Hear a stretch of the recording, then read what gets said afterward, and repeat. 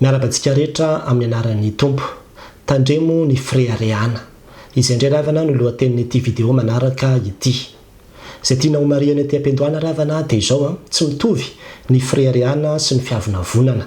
Satria ny fiavonavonana dia zavatra ratsy, tsy misy ilavana azy mihitsy.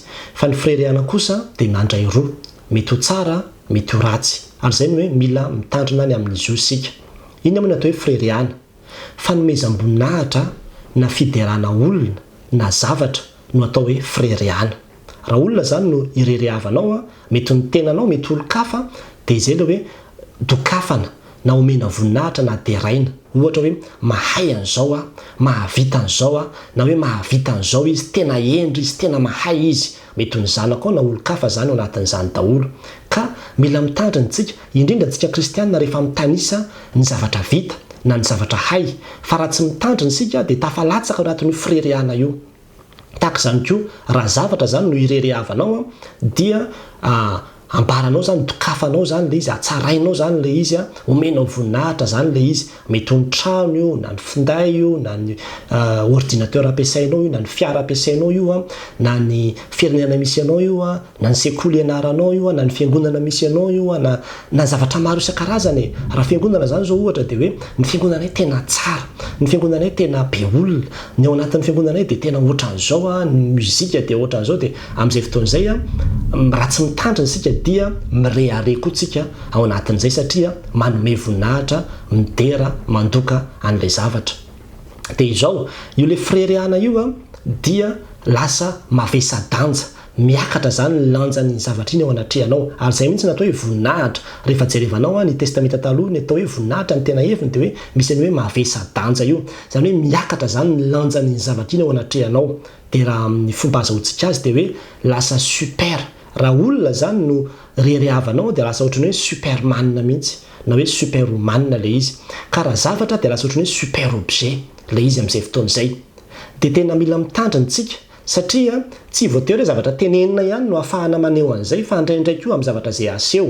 Indrindrandrindra aty amin'ny réseaux sociaux, ohatra zao ny Facebook, dia tena be dia be ny olona ny tafalatsaka ao anatin'ny Fréariana io, satria asehony ao zany ny amin'ny hoe tena super izy, mavesa-danja, tena zavatra, tena dokafany eo zany le zavatra. Ohatra hoe ny zanany dia asiany sary ny zanany ao, mandray diplôma na ny certificat sy ny zavatra samihafa, dia maneho hoe tena super ny zanako, na hoe super ny vadiko, super ny tranonay, tena super ny vakansa anay, super ny akanjoko, super ny fiangonana misy anay, super ny tanàna izay vahiny ny tsidiako, super ty, super zao. Dia izany rehetrarehetra zany no aseho ao ambadika le izy. Ary efa lasa kolotsaina iainan'ny olona mihitsy le izy amin'izao fotoan'izao, io maneho ny tenany hoe super io.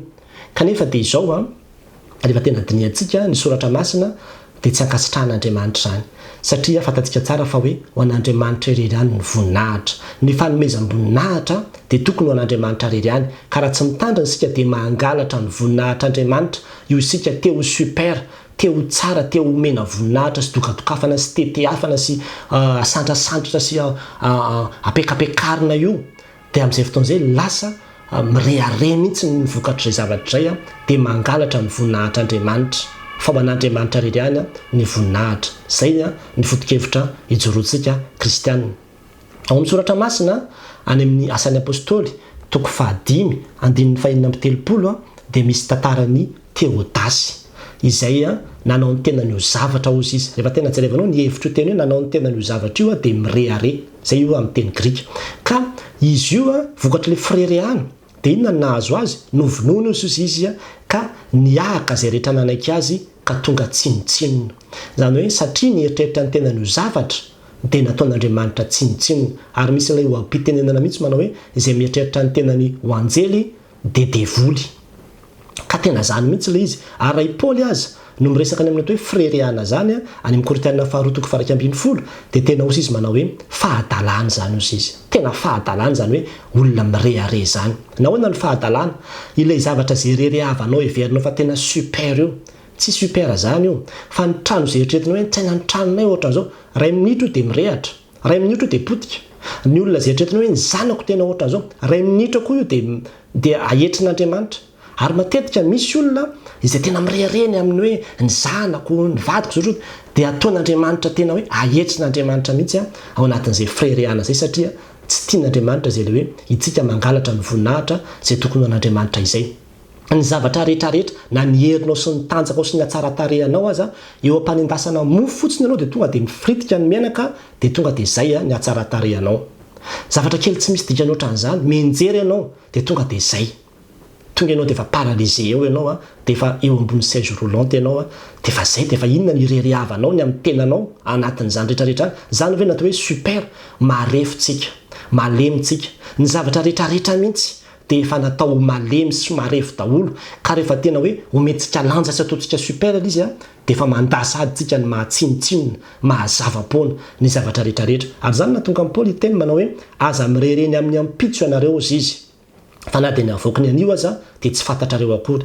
ianao mieritreritra hoe rapitso dia ohatran'izao rapitso tena isy zavatra iseho mihitsy rapitso tena ohatran'izao rapitso tena ohatran'izao nefany ny afaka adiny indray aza tsy fantatreo akory zay tranga dia aza mirereny amin'izany fa tena mila mandeha amin'ny fanetretena isika mila mandeha amin'ny fanetretena isika ary zany nahatonga amin'ny Paoly sy ny tenin'Andriamanitra teny manao hoe raha tsy maintsy irearea ozy izy dia ny fahalemeko no horerehavako zany hoe le mahatsinitsinona no ambarako amin'izay fotoana izay miseho ny voninahitr'Andriamanitra miseho ny herin'Andriamanitra hoe ha olona ohatran'izao ve araka izany fitantarany zany no tonga tahaka an'izao mila mitandriny tsika rehefa mijoro vavolombelona satria indraindray rehefa tsy mahay tsika dia lasa mireareo anatin'ny fijorona vavolombelona lasa ny tenanao ny tena nomena voninahitra ianao ny tena nisongadina ianao no hita hoe tena dadany tao anatin'le fitantarana rehetra izay nataonao fa takona tanteraka Andriamanitra dia izay no mahatonga izy hoe fahotana le izy ao anatin'izany rehetrarehetra zany ary zany natonga ny tenin'Andriamanitra teny manao hoe fa izay mirearea dia aoka Jehova no horearehany azotsika atao mihitsy le mirehare fa aleo Andriamanitra no asandratra tena afaka miteny mihitsy ianao manao hoe rien sans Dieu zany hoe tsinotsinona raha tsy teo Andriamanitra le fahatsara-tare le fahaizana le zavatra vitako le zavatra rehetra zay irerehavako sy le andokadokafako ny tenako na andokadokafako ny olona zay rerehavako na ny zavatra zay irerehavako dia tsinotsinonareo raha tsy Andriamanitra nanome an'izany avy amin'Andriamanitra daholo zany rehetrarehetra zany ny hery zay etsehanao ane dia tsy misy raha tsy avy amin'Andriamanitra ianao mieritreritra ny tenanao ho zavatra ianao mieritreritra ny tenanao ho dadany io ny hery avy aminao ane na ny fofonaina avy aminao raha dia avy amin'Andriamanitra vitan'Andriamanitra mihitsy ny hoe matory ianao amin'ny alina dia tsy mifotsona ianao marainana iny possible zany ary be dia be nefa tratran'izany fa aza mieritreritra ny tenanao hoe ho zavatra ka hoe za salama tsara azoko antoka ny fiainako azoko antoka ny fahasalamako sy ny ohatran'izany fa tsy azonao antoka mihitsy satria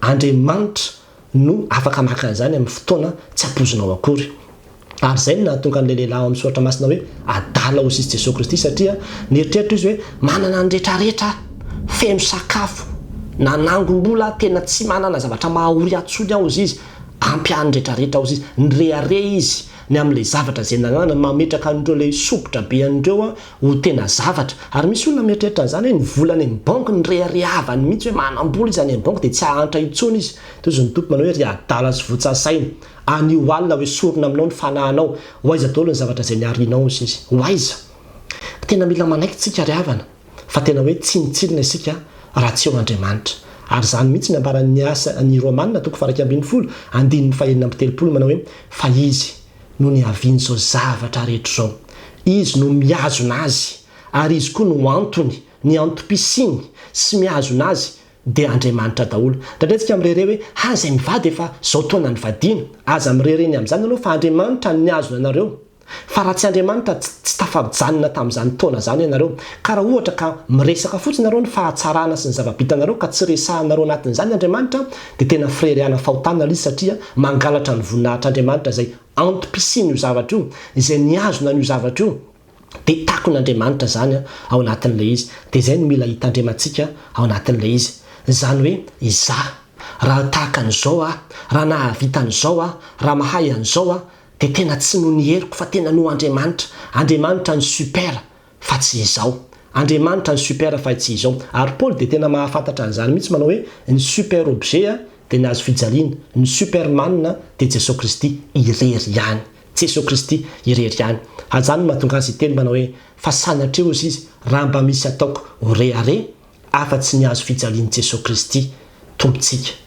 Any amin'ny Galatiana 4:5-7 satria tena ny azo fijaliana zany na azahoan'ny famonjena, na azahoan'ny fanafahana, na azahoan'ny fanamarinana, na azahoan'ny ny zavatra rehetrarehetra, ny fifaliana sy ny fiadanana dia teo amin'ny azo fijaliana daholo ny nahazoana izany. Ary ianao anie rehefa tonga any an-danitra tsy ho adinina mihitsy ianao hoe manana trano ve ianao, manana fiara ve ianao, tsara ve ny sekolinao, tsara ve ny fiangonana izay nandehananao, tsisy rarahiana an'izany mihitsy fa ny fanontaniana dia ny hoe nandray an'i Jesosy Kristy ve ianao, ny famonjena teo ambony azo fijaliana ve ianao. Izay no mahatonga hoe izay ny tena zava-dehibe indrindra, fa ny ankoatran'izay dia zavatra mandalo daholo. Ambaran'ny mpitory-teny hoe zava-poana daholo ny zavatra rehetrarehetra, ka raha zava-poana io no irerehavanao sy averinao fa ho tena zavatra ka adininao fa ny azo fijaliana ny tena misy ny famonjena sy ny zava-dehibe indrindra dia mampalahelo anahy ianao. Fa tena diso tanteraka tsika ny amin'izany.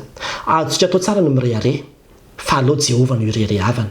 Ka raha mitena anao manao hoe nahay ny zanako dia aza mijanona ny amin'izay fotsiny fa tena ampio mihitsy ny amin'ny hoe dia rain'Andriamanitra fa mahay ny zanako.